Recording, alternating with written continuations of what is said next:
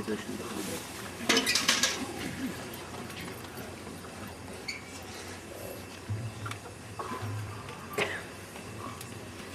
अज्ञानतिमिरान्धस्य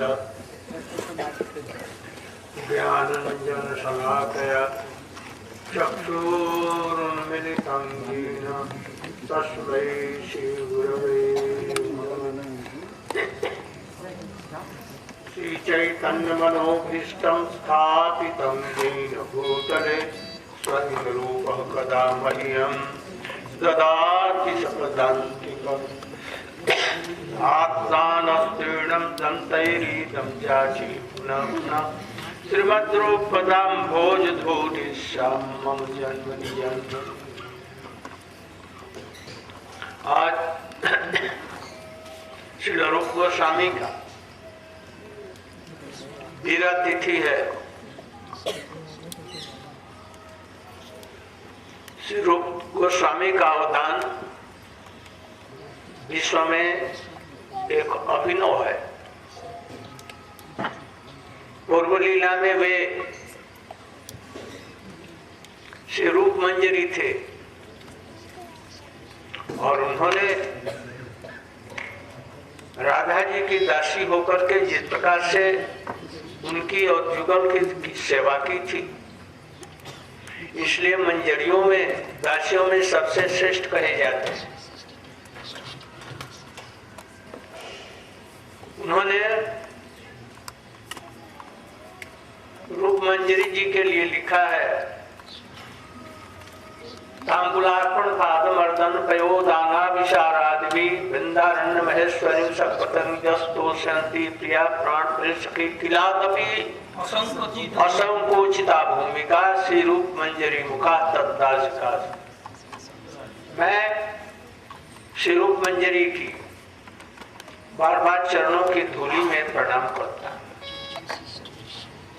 क्यों? जहाँ पर कि ललिता विशाखा इत्यादि सखियों का प्रवेश नहीं है अबाध गति से, वहां पर असंख्य रूप में लज्जा रहित होकर के और राधा कृष्ण जुगल की सेवा करती हैं। इसलिए रूप मंजरी का वैशिष्ट बहुत अधिक है। किंतु वही जब चैतन्य महाप्रभु जी के परिकर के रूप में जब प्रकट हुए,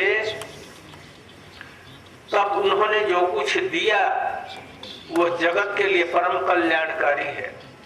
रूप मंजरी ने हमको ये नहीं कहा कि रूप मंजरी का भाव कैसे प्राप्त हो सकता है, किंतु रूप गोस्वामी ने इसे दिया, ये कैसे हो सकता है। इसलिए रूप गोस्वामी जी ने वो भाव देने के लिए प्रणाम किया चैतन्य महाप्रभु को। अनर्पित चरिं चिराग करुण्यावतीर्ण कलौ समर्पित मुन्नतो चरसां सर्वभक्ति श्रीराम हरिः पूर्ण सुंदर द्यूत कदम्ब संदीपिता सदा हृदय कंदरे सुरत। इसलिए उन्होंने प्रणाम किया इस मंत्र में कि चैतन्य महाप्रभु जी ने हमें शक्ति का संचार करके कृपा करके उन्नत उज्ज्वल रस के श्री शोभा को जगत में देने के लिए वही श्री कृष्ण राधा भाव कांति द्युति लेकर कृष्ण स्वरूप होकर के भी श्री सचिनंदन को हुए हैं। किस लिए आए हैं? करुणा करके क्या करने के लिए? उन्नत उज्ज्वल पारखीय भाव को देने के लिए, उसकी शोभा को देने के लिए वो जगत में, शोभा माने मंजरी भाव और उन्नत उज्ज्वल माने परखीय भाव, ये सब दिया उन्होंने। उज्ज्वल ग्रंथ में भक्ति रसामृत सिंधु में विदग्ध और ललित माधव नाटकों में और सब तरफ सर्वत्र ही गोपियों के उपपति भाव का प्रतिपादन किया है। इसलिए उन्होंने ये बतलाया कि राधा जी की दास्य भाव कैसे प्राप्त हो सकता है, ये अपने ग्रंथों के द्वारा प्रकट किया है। उनके अवदान के लिए जगत ऋणी रहेगा। विशेष करके हम उनके संप्रदाय के लोग सब समय ऋणी रहेंगे, कभी ऋण उससे ऋण नहीं हो सकते। इन्होंने सबसे पहले यह बतलाया कि चैतन्य महाप्रभु और नहीं राधा कृष्ण के स्वरूप है या कृष्ण के स्वरूप है। पहले सार्वभौम भट्टाचार्य जी को दर्शन दिया षटभुज रूप में, रामानंद को रसराज महाभाव के रूप में, और तपन मिश्र को उन्होंने दर्शन दिए कृष्ण के रूप में, और ब्राह्मण को दर्शन दिया, कार्तिक ब्राह्मण इत्यादि को दिया था। किंतु महाप्रभु जी ने उनको मना कर दिया था कि हमको अभी प्रकट मत करना। इसलिए उन महापुरुषों ने, स्वरूप दामोदर जी भी जानते थे, किंतु किसी महापुरुष ने यह नहीं बतलाया कि कृष्ण स्वरूप ये सच्चिदानंद गौर है। किंतु उन्होंने बतलाया कैसे? उन्होंने बतलाया अनर्पित चरण चिराग करुणावतीर्ण कलौ समर्पयितुम उन्नतो जलरसांस भक्ति प्रिय हरिह पूर्ण सुंदर द्युत कदम्ब संदीपित। जो तीन लोभों से कृष्ण ही राधा जी की भाव और कांति लेकर जगत में कृष्ण स्वरूप होकर के भी सचिनंदन गौर हरि के रूप में प्रकटित हुए। क्यों? वही औपत्य भाव देने के लिए वो प्रकट हुए थे। यह सुनकर के महाप्रभु जी बोले पुरी में वैष्णव की सभा में वर्णन किया, किंतु जिस प्रकार से दुग्ध में अमृत कलश में एक सूरा बिंदु भी पड़ जाए तो वो सब बेकार का हो जाता, ऐसा ही तुम्हारा है। और रामानंद ने कहा क्या? ओ ये तो खाना दूध है घन, बहुत सुंदर स्वादिष्ट, और उसमें कपूर थोड़ा सा दे दिया, वैसे हो गया, स्वादिष्ट सुगंध बढ़ गया। फिर उन्होंने ललित माधव विदग्ध माधव नाटक में भी ऐसे ही लिखा कि जो कृष्ण थे वही राधा जी का भाव कांति लेकर के अब महाविप्र कुल में चैतन्य महाप्रभु है। सुनकर के महाप्रभु बोले तुम्हारा काव्य तो बहुत उच्च कोटि का है, किंतु अत्यंत अधिक स्तुति तुमने की। तो वैष्णव ने कहा स्तुति नहीं की बल्कि उसने कुछ कहा, स्तुति नहीं की बल्कि जगत में इन्होंने प्रकट किया आपके भावों को। वो यदि नहीं आते जगत में तो क्या होता? यदि रूप नाशित केमने धरिताम दे। राधार भाव महिमा रस सीमा जाना ही तो के। इसके बाद और है को जानत वृंदावन, को जानत मथुरा वृंदावन, को जानत से ब्रजरीति, को जानत राधा माधव, को जानत से प्रीति। ये रूप गोस्वामी नहीं रहते तो ये सब कुछ धरा रह जाता। महाप्रभु का आना कोई जानता ही नहीं, महाप्रभु किस लिए, या महाप्रभु ये कृष्ण स्वरूप ही है, राधा और कृष्ण स्वरूप है, कोई नहीं जानता। और एक बात उन्होंने जब की अद्भुत, श्री चैतन्य महाप्रभु श्री चैतन्य मनोभीष्ट स्थापितं येन पूजते। महाप्रभु के मनोभीष्ट को उन्होंने पूर्ण किया। कैसे पूर्ण किया? क्या पूर्ण किया? चैतन्य महाप्रभु के इस लीला में प्रकट करने के दो उद्देश्य थे। एक तो राधा जी के प्रणय भाव को, प्रेम रस निर्यास परितासादन रागमार्ग भक्ति लगी परितासादन, वो राधा या प्रणय महिमा, ये तीन रस जो कृष्ण की माधुरिमा है, कैसी है, राधा जी को कैसे सुख होता है उस माधुर्यों का स्वादन करके, ऐसे ही तीन है। इसके लिए वो राधा जी का भाव कांति लेकर के जगत में आए और प्रचार किया इसका। वो है क्या? मधुर रस या श्रृंगार रस का औपपत्य भाव, उपपति भाव। हमारे रामानुज संप्रदाय में, मध्य में, विष्णु इत्यादि संप्रदायों में साधारण लोग भी, विद्वान लोग भी इसको घृणा की दृष्टि से देखते हैं। सभी लोग घृणा की दृष्टि से देखते हैं, किंतु रूप गोस्वामी ने शास्त्रीय प्रमाणों के बल पर और युक्ति, प्रबल युक्तियों के बल पर यह स्थापित किया कि नहीं,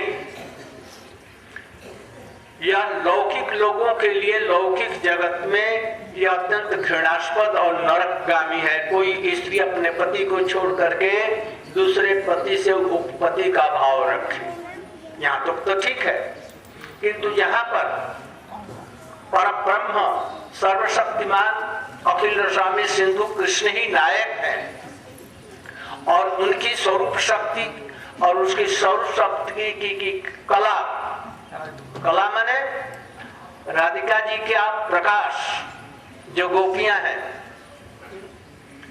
निज रूपतया कला भी आनंद चिन्मय रस प्रतिभाविता भी ताभिर ये एव निज रूपतया कला भी। ये निज माने कृष्ण, उनकी कला अर्थात उनकी स्वरूप शक्ति के प्रकाश है। कौन? ये गोपियां। तो जहाँ ये गोपियां नायिका है, कृष्ण नायक है, वहां पर यह दोषणीय कदापि नहीं हो सकता है। यदि ऐसा होता तो श्रीमद् भागवत के वक्ता सुखदेव गोस्वामी थे, जो बाल ब्रह्मचारी थे, ब्रह्म में निष्ठ थे, वो श्रीमद् भागवत में कैसे बोलते कहते?